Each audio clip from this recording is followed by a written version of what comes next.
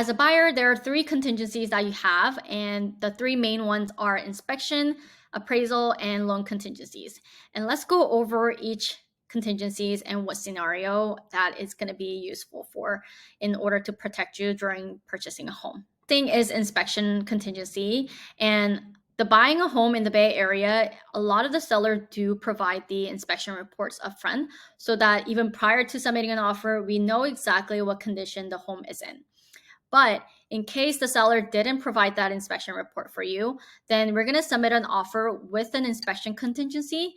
And once we get into escrow, we are going to do our own inspection and see what's going on. After reviewing that report, if there is something major that is going on, then we are able to cancel the escrow and move on to the next home without losing that EMD.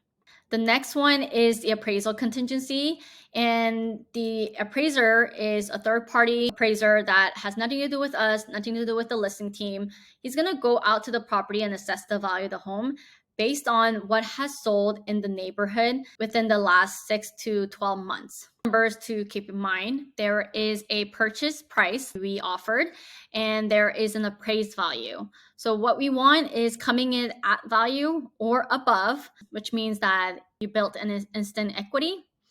But in some cases that it appraises below the purchase price, if you have an appraisal contingency in place, then you're able to, again, cancel the transaction and get that EMD back.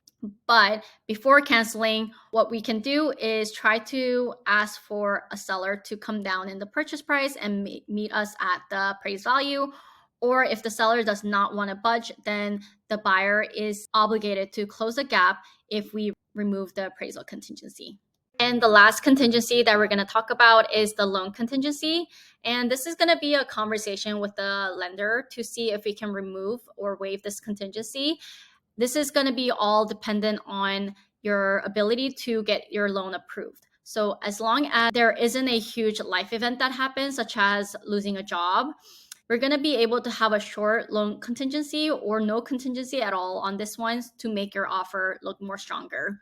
And to wrap it all up, in a multiple competitive offer situation, having a less contingency or no contingency at all is going to be most attractive and competitive for the seller, because what that's signaling is that the buyer is committed to the house and they're not going to back out of the deal regardless of what happened. So that mitigates the risk of the seller going back on market.